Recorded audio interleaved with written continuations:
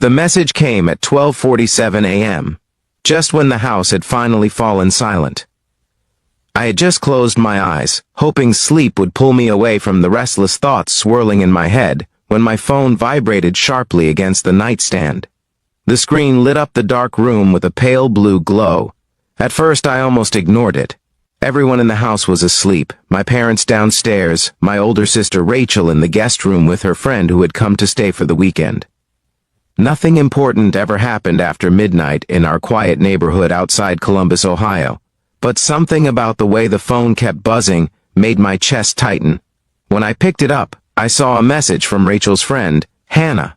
3 words, "Come downstairs, now." My stomach twisted immediately. Hannah had only arrived that afternoon. She was a few years older than me, confident in a quiet way, with tired eyes that looked like they carried stories no one talked about.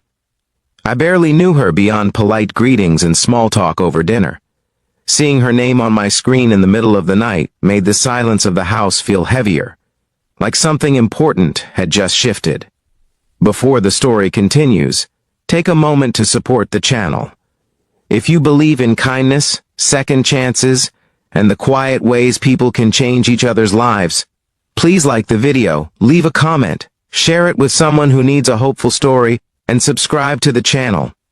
Your support helps these stories reach more people who might need them tonight. I sat there for a few seconds staring at the message, wondering if it had been sent by mistake. But another vibration came moments later, the same request repeated. My heart started beating faster. The house was dark and still, the kind of silence where every sound feels louder than it should.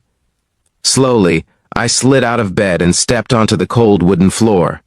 The hallway outside my room was dim, lit only by a faint glow from the staircase window.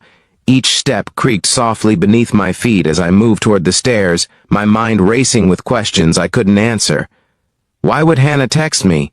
Why now? When I reached the bottom of the staircase, I saw a faint light coming from the kitchen. It flickered slightly, like someone had turned on the small lamp above the counter instead of the bright overhead lights. The rest of the house remained wrapped in darkness, and standing by the kitchen window was Hannah. She looked different than she had earlier that evening.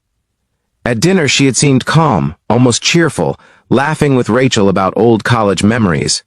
But now her shoulders were tense, her arms wrapped around herself as if she were trying to hold something together. When she noticed me, relief crossed her face so quickly it almost hurt to see. She hadn't expected me to come. For a moment neither of us said anything. The refrigerator hummed quietly behind us. Outside, the streetlights cast long shadows across the empty road. It was clear something was wrong. I had always been the quiet one in the family. Rachel was loud, confident, the kind of person who filled every room with energy. I usually stayed in the background, observing more than speaking. That night, though, something about Hannah's expression made me step forward without hesitation. Up close, I could see that her eyes were red, like she had been crying. She explained slowly, almost carefully, that she couldn't sleep. At first she had tried to ignore the feeling building in her chest, the same feeling she had been fighting for weeks. But the silence of the house had made it louder. Eventually it became impossible to ignore. And for some reason she had thought of me. That was the part that surprised me most. Hannah told me that earlier in the evening she had noticed something when we were sitting at the dinner table. Everyone else had been talking loudly, telling stories and laughing. But I had been quiet, listening carefully to everyone, the way people do when they are used to feeling invisible. She said she recognized that feeling immediately, because she had lived with it for years.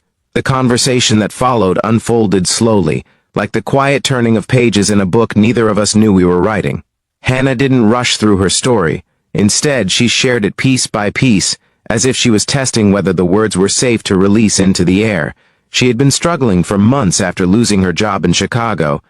What started as a temporary setback had slowly grown into something heavier.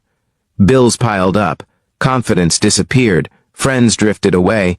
Eventually she had packed a suitcase and come to visit Rachel, hoping a few days away from everything might help her breathe again. But the thoughts had followed her.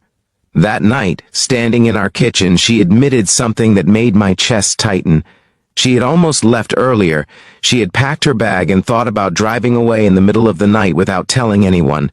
She didn't know where she would go, only that staying still felt unbearable. But before walking out the door, she had sent that message.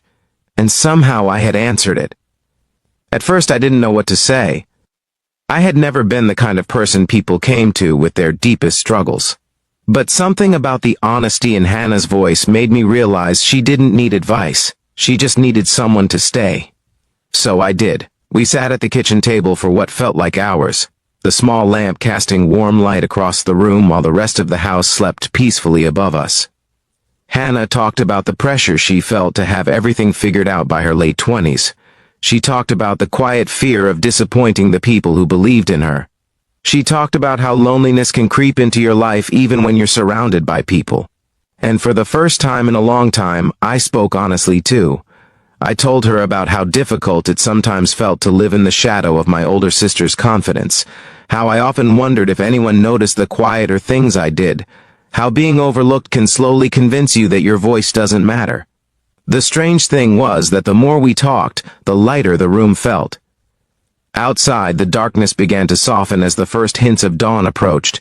Hannah eventually stood up and walked to the kitchen window again. The street lights were still glowing, but the sky beyond them had started turning a deep shade of blue. She looked calmer now, not magically fixed, not suddenly free from the problems waiting for her back home, but steadier, like someone who had been drowning quietly and finally found solid ground beneath their feet. Before going back upstairs, she paused for a moment near the doorway. She looked around the quiet kitchen, then back at me with an expression I'll never forget. It wasn't dramatic or overwhelming, it was simple gratitude, the kind that comes when someone realizes they were not as alone as they thought.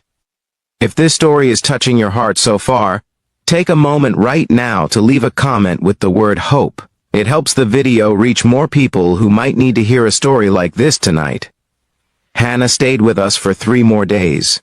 During that time, something subtle but powerful changed. She began waking up earlier, going on long morning walks through our neighborhood.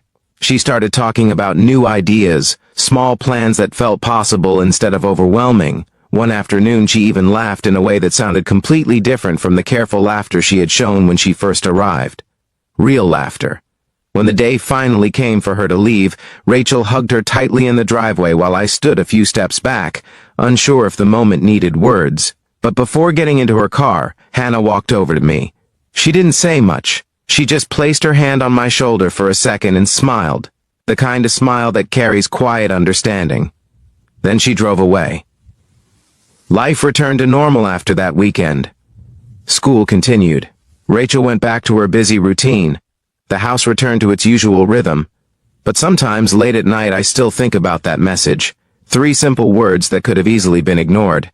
Months later, a letter arrived in the mail addressed to me. Inside was a small note from Hannah.